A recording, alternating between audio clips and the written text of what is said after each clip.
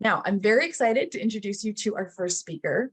Heather Markle is a full-time travel coach, and she quit her corporate job she quit her 25 plus year corporate career in the telecom industry in 2017 because Heather wanted a career break and to travel the world. Now, instead, she turned travel into a way of life. Since January 2018, she's been to 27 countries on 6 continents, including being marooned for 2 years in New Zealand during the pandemic. So Heather, I'm a little bit jealous that you got to go through the pandemic in such a gorgeous location. However, totally get it. Being marooned anywhere is probably not a great time. Heather, so now obviously, since she's obviously not marooned anymore, Heather teaches people who want to travel full time, whether they want to do that for a career break, an adult gap year, a sabbatical, a digital nomad, or to just make it become your entire way of life. Now, with the tools, resources, and confidence that Heather has at her disposal, she wants you to be able to comfortably afford full-time travel lifestyle. Heather, I am incredibly excited to get to speak with you.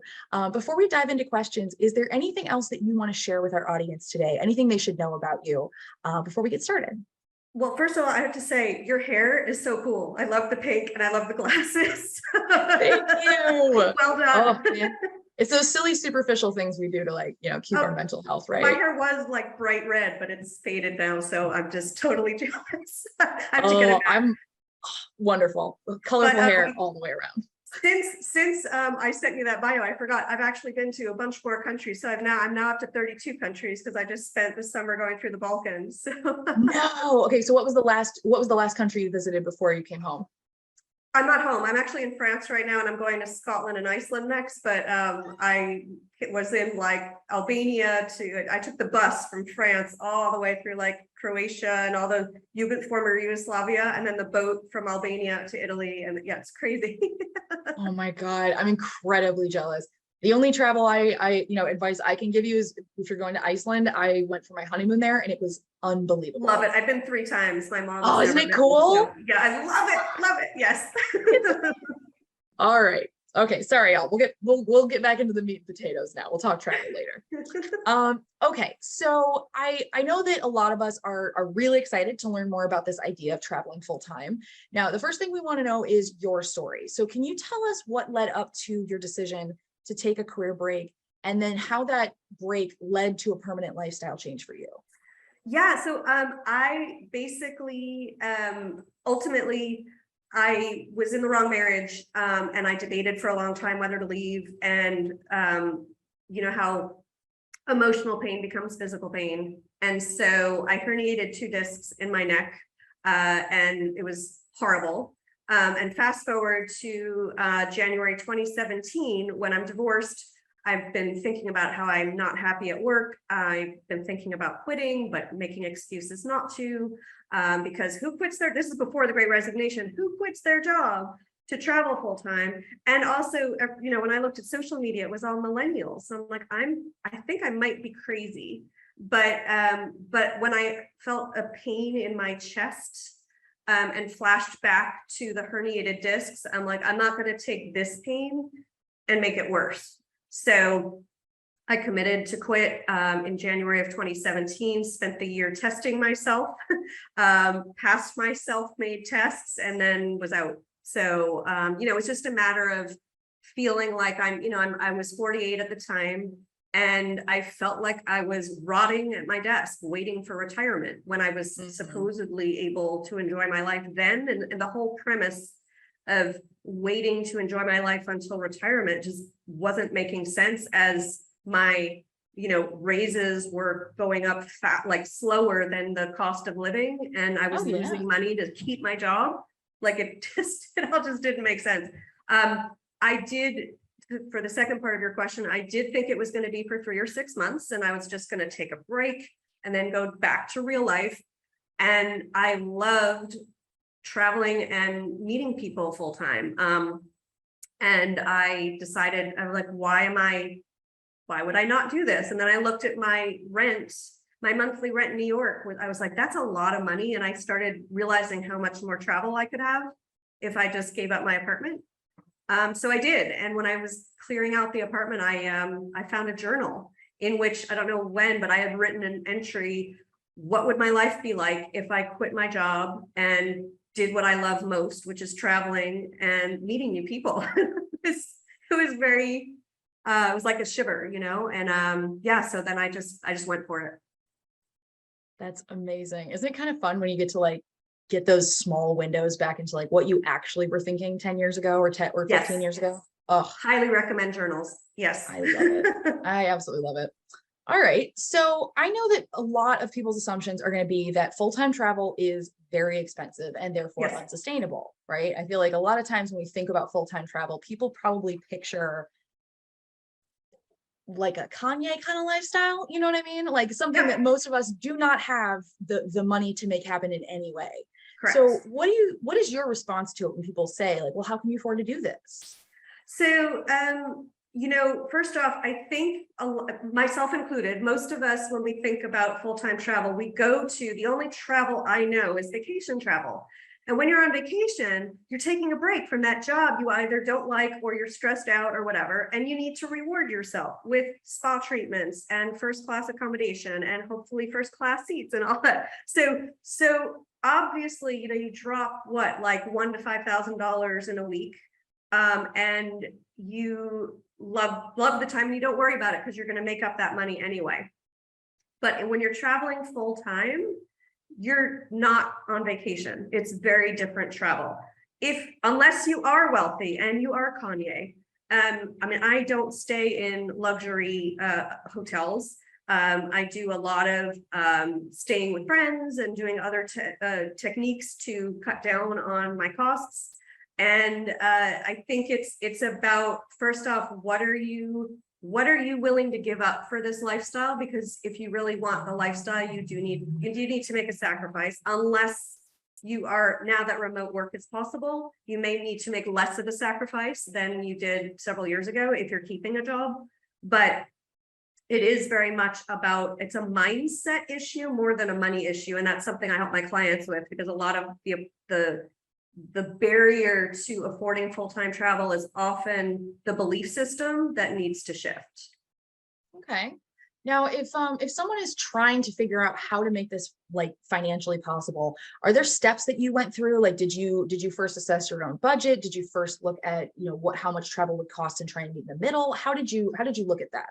So, I mean, and this is very individual, but I often recommend, like, if you're thinking about the lifestyle, if you wanted to go in baby steps, you know, plan a longer vacation. Take like a 3 or 4 week vacation if you can, instead of a week or a few days, and get a sense of what it's like to be either stationed in a whole new country or a whole new state or whatever you choose, and what it's like to be in this unfamiliar place.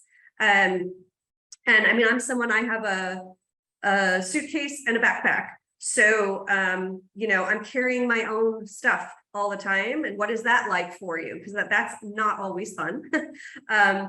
And I'd say also look at budgeting. So I found when I was in corporate, I didn't worry about money to the detail level, because I'm kind of like, oh, I know I can afford this huge expense because, yep, my salary deposit will cover that. So if you start, I mean, I track all my expenses. So I would suggest in your life right now, you start looking at what expenses you can cut out, and also write down your expenses every day. It's something you need to do to make this lifestyle possible. I have an app on my phone every day. I write down what I spend. And so do you enjoy that? Does that drive you nuts? So, because I think a lot of people look at this lifestyle and you just see those great pictures we take and we're smiling, and I mean, it is an amazing lifestyle, but there's also a lot of hardship, but you know, as well. So, you know, are you prepared to embrace that as well? So I'd say steps to take are, you know, again, take a longer vacation, see what that's like. Try to spend less on that vacation, budget. And then look at your finances, like actually look at them, and start, you know, plotting out, like if you were to go without your job, like what money is at your disposition? Do you have $10,000? Do you have $50,000? Like this life is possible on any budget, but how you travel is going to be very different, clearly, depending on that monthly budget. Yeah, of course. I love this idea of kind of starting off with budget that you're working with now? Because I feel like a lot of us maybe, I mean, I know for me at least, it kind of goes in shifts, right? There'll be a whole, months at a time where I'm like dialed in. I know exactly what I'm spending. And then there's going to be a month where I'm like, no, let's pretend let's pretend that money isn't a thing for a couple days. Yeah. And so, I really appreciate that idea of trying to like take a look at what's going on now, because like there's a lot less of a risk that you're going to suddenly go broke. So yeah, I very much like that idea. All right, so let's say that people want to travel while working. All right, so this is what we're talking about when we discuss digital nomads. What do you think are some of the best tools and resources that help build that lifestyle, like to build that lifestyle and also keep bringing in income? So, I mean, if you're a remote worker with a corporation, you probably need fewer tools other than like the Zoom and the computer and, whatever software you need to plug into that. If you're someone that's more going digital nomad, where you're going to have your own company or freelance and work for different people, you certainly need to bring a laptop with you. And then have access, like I'd set up an account, like I have a Zoom account, I would get a Zoom account.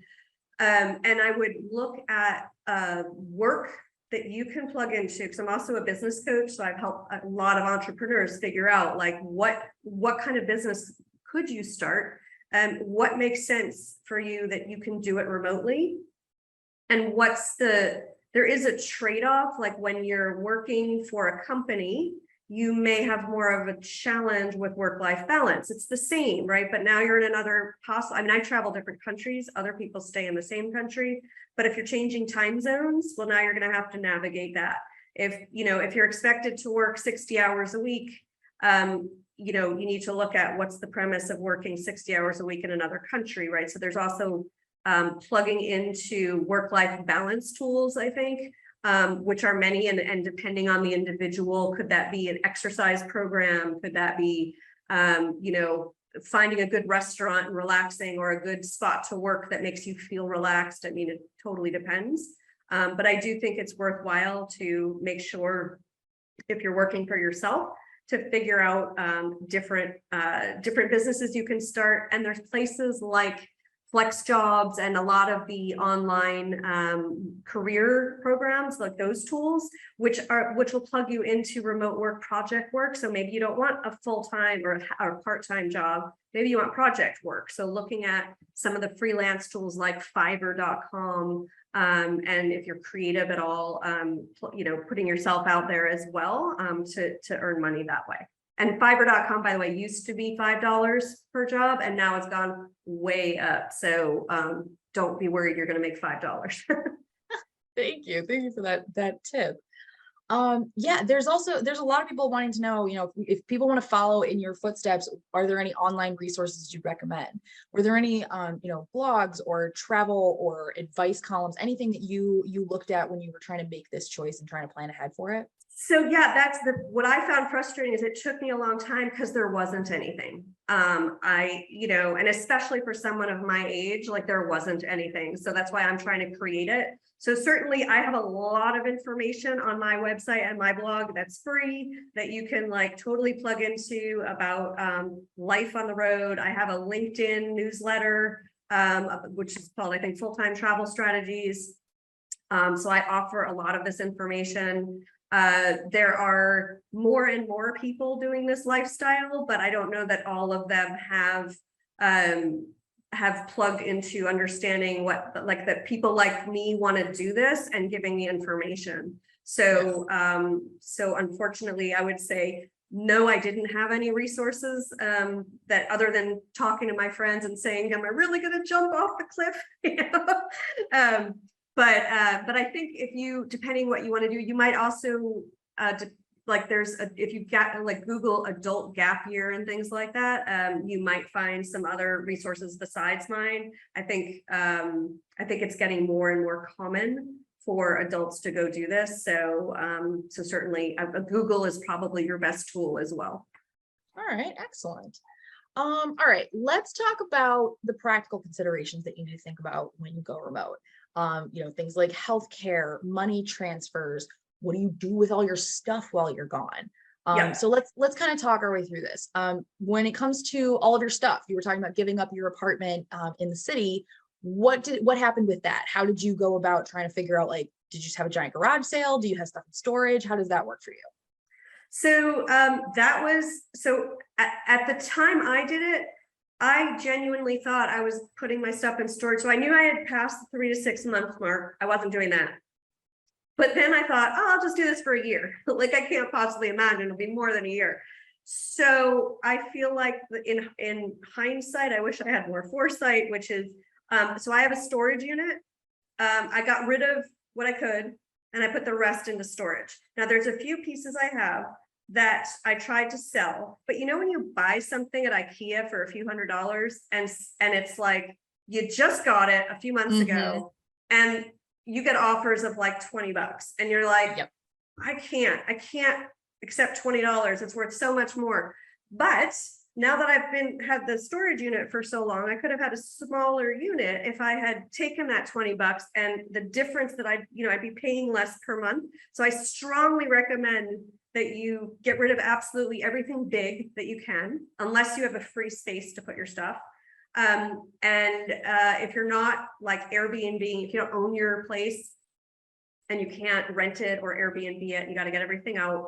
You want to, like I said, get rid of everything you can and then put the rest in storage, because there isn't much else that you can do with your stuff. The more you downsize, the happier you'll be later. You may be miserable now, but later you'll be really happy that you got rid of, because you're not using it, right? I'm out here 5 years, and all the stuff that I have in storage, I'm like, I haven't used. And FYI, because this is what happens, and I've talked to fellow travelers, they had the same experience. I went back to my storage unit recently, and I thought, I'm just going to clear out. Obviously, I don't need the stuff. So, well, the way it was stacked, like I got to the first boxes and the rest were too heavy to lift. So without me hiring someone to help me physically lift boxes so I can go through them, I'm stuck paying that storage unit. So, Wow. yeah. Thank you for that call out. I never would have thought about that. Yeah. All right. So then what kind of considerations what kind of planning did you have to do? Things like healthcare. A lot of people, especially in America, you don't have healthcare if you don't have a job. So how did you figure your way around that? So, that was in fact one of the main reasons I didn't quit for so long, because I'm like, how am I getting healthcare? I have to have a job, I took Cobra initially, and then I moved to an expat insurance plan. And I got that through an insurance broker. So I can only speak to Americans listening. I don't know if you have listeners from other countries, but in America, if you Google insurance broker near me or, in your state, you will talk to someone that can get you a decent plan. Now, I have a real medical plan. So like today, I went to the doctor, just for a general appointment, not an emergency. Because a lot of the insurance that you buy through like Allianz or World Nomads, those are like emergency medical, but not day-to-day medical. So you need to understand your needs depending on your age and your body issues and all of that, what kind of insurance you want. And the final way that I know of that you could investigate is looking into companies like freelancers.org. And oftentimes if you join big organizations like that, they have insurance. So you pay like $100 a year, and that entitles you to get into their group insurance rates. You'll have to investigate, HMO, PPO, like all that, what you want, but they can have some less expensive rates for you as well. Ooh, that's great. Very cool information. All right. Now, when it comes to things like banking, like your money and, how all that works, like across, multiple countries. Yeah. What was the first step for you for figuring out, like, how am I going to access my money? So, here's the bigger question. How are you keeping your cards and your money safe? Because every country you go to I've had my credit card compromised twice now in 5 years.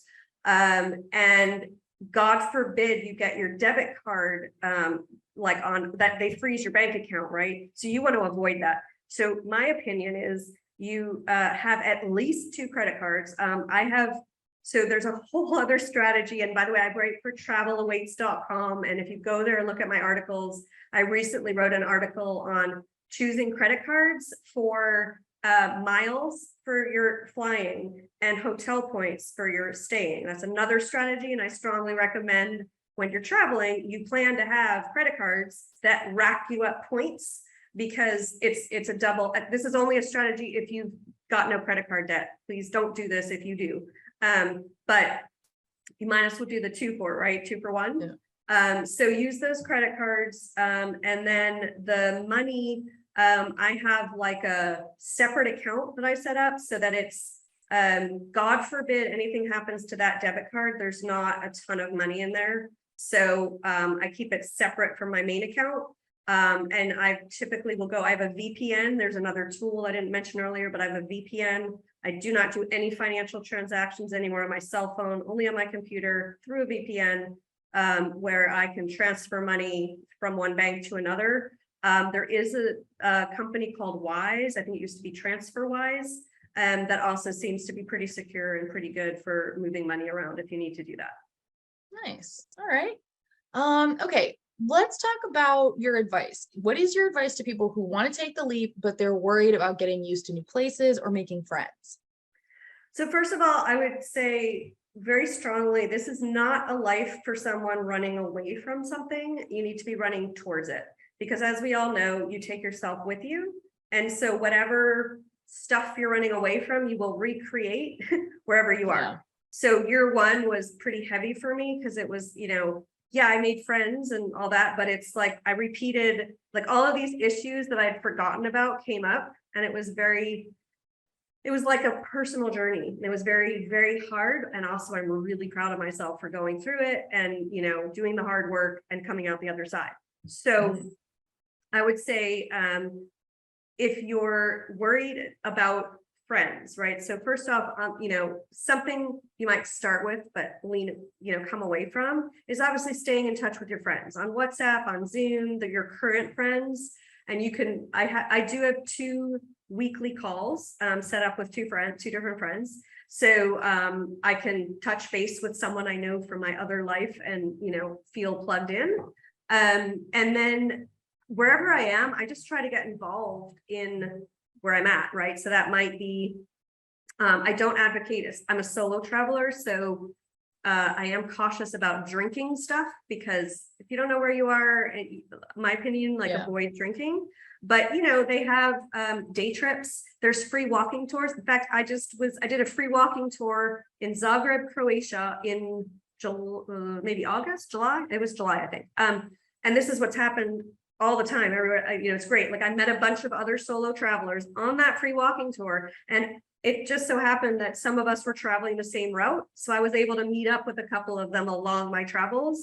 So you feel like you've made a friend, you've got something in common, and you meet up again and share stories. So I think, ironically, if you're traveling solo and worried about making friends, you may find it harder to not make friends, because I found a lot of places, if someone sees you sitting by yourself, they'll invite you over. And also it behooves you to, if you're introverted, to try to you do need to be a little bit extroverted and at least smile at people to start a conversation. And eventually, I just chat people up. I'm like, oh, I love your hair. Let's talk. Or, but I mean it genuinely. So, yeah. So if you genuinely, it's just such a good strategy, is find someone at the cafe nearby who's got some article of clothing or something that you love, and tell them. And if they don't speak English, oh well. If they do, cool. And other than that, waiters and coffee shop owners often have been great sources of chatting, friendship. I made friends with a woman who runs a coffee shop in Costa Rica, and we're still in touch. And I just went to her coffee shop every day, and we started up a friendship. So I love that. Yeah. Well, and it makes a ton of sense, instead of, it's one of the things that we talk about when people do, they want to be expats, they want to go live abroad. One of the biggest things that a lot of our speakers say is, don't just make friends with the other expats. You can be friends with them, great, but make sure that you're branching out and actually speaking to people who are from there, like, talk to locals. And I think that's a really great advice, right? Like if somebody's working, like either they own a coffee shop or they're working at a coffee shop, chances are they're not from the area. You know what I mean? Yes. People don't like travel for those jobs. Exactly. So yeah, that's excellent advice. We're getting a lot of people asking about, like sites for flexible jobs, that kind of stuff.